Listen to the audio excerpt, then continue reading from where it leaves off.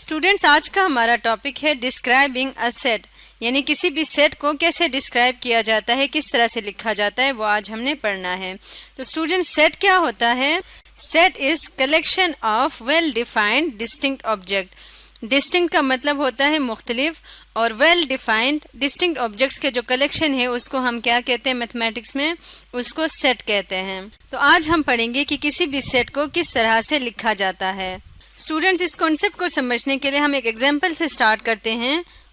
For example, आप इसमें मौजूद रेनबो कलर्स को एक सेट की नोटेशन में या सेट फॉर्म में लिखना चाहते हैं इन कलर्स को, तो किस तरह से लिखा जाएगा इसको हम देखते हैं। सबसे पहला तरीका हम पढ़ते हैं, उसको कहेंगे लिस्टिंग या टेबुलर मेथड। लिस्टिंग या टेबुलर मेथड जैसे कि नाम से जाहिर है, लिस्टिंग का मतलब लिस्ट की शक्ल में लिखना, इसको टेबुलर मेथड या रूस्टर फॉर्म भी कहते हैं। इस मेथड में हम एलिमेंट्स को कुछ इस तरह से लिखते हैं। एलिमेंट्स किसको कहेंगे? जो सेट के अंदर, जैसे ये रेड लिखा हुआ है, रेड एक एलिमेंट है, ऑरेंज दूसरा एलिमेंट है, येलो तीसरा एलिमेंट है, यानी सेट के रुकन को हम एलिमेंट कहेंगे। और लिस्टिंग या टेबुलर मेथड में कैसे लिखेंगे? सबसे पहले कर्ली ब्रैकेट से हम स्टार्ट करते हैं, फिर उसके बाद सारे एलिमेंट्स को, क्योंकि इस केस में हम रेनबो के कलर्स लिख रहे हैं इसलिए सारे कलर्स को लिखेंगे और हर कलर के बाद कॉमा लगाएंगे, और उसके बाद जब कलर्स ख़त्म हो जाएंगे या यूं कह लें कि एलिमेंट्स ख़त्म हो जाएंगे तो फिर हम यहाँ पे कर्ली ब्रैकेट क्लोज कर देंगे। तो इस मेथड को कहते हैं टेबुलर फॉर्म भी कहते हैं, लिस्टिंग फॉर्म भी कहते हैं, या रूस्टर मेथड भी इसको कहते हैं। इसी तरह से एक और एग्जांपल देखते हैं। फॉर एग्जांपल, अगर आपने फर्स्ट 10 नेचुरल नंबर्स को लिखना है तो उसको कैसे लिखेंगे? अगेन कर्ली ब्रैकेट स्टार्ट, फिर फर्स्ट 10 नेचुरल नंबर, जैसे आपको पता है नेचुरल नंबर 1 से स्टार्ट होता है। 1 2 3 4 5 6 7 8 9 और 10। तो फर्स्ट 10 नेचुरल नंबर्स का सेट इस तरह से लिखा जाएगा। और इसी तरह अगर मैं कहती हूँ कि फर्स्ट 100 नेचुरल नंबर्स का सेट लिखें तो वो कैसे लिखा जाएगा?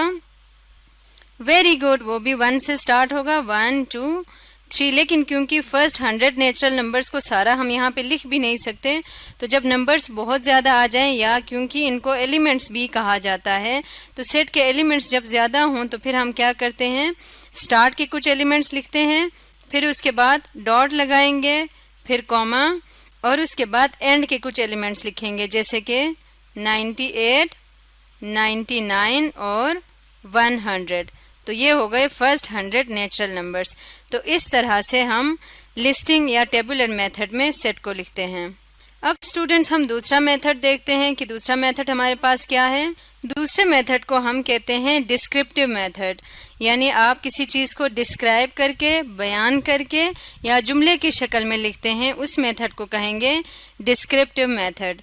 तो अगर हम इसी एग्जाम्पल को डिस्क्रिप्टिव मेथड में लिखेंगे तो हम कुछ इस तरह से लिखेंगे, set of colours in rainbow, यानी रेनबो में जितने कलर्स हैं उनका सेट।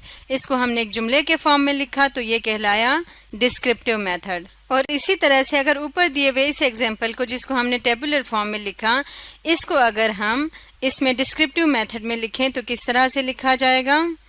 इसको हम लिखेंगे set of first 10 natural numbers. क्योंकि ये फर्स्ट 10 नेचुरल नंबर्स का सेट है तो हमने इसको एक सेंटेंस के फॉर्म में लिखा, यानी डिस्क्रिप्टिव मेथड में लिखा। इसी तरह से जो हमारे पास ये तीसरा एग्जाम्पल है, अगर हम इसको भी लिखते हैं तो ये हमारे पास लिखा जाएगा set of first 100 natural numbers. क्योंकि ये फर्स्ट 100 नेचुरल नंबर्स का सेट है तो इस तरह से लिखा जाएगा। तो स्टूडेंट्स, आज हमने पढ़ा कि किसी भी सेट को डिस्क्राइब करने किस तरह से किया जाता है। एक तो हमने पढ़ा है लिस्टिंग मेथड या टेबुलर मेथड, और दूसरा हमने पढ़ा है डिस्क्रिप्टिव मेथड को।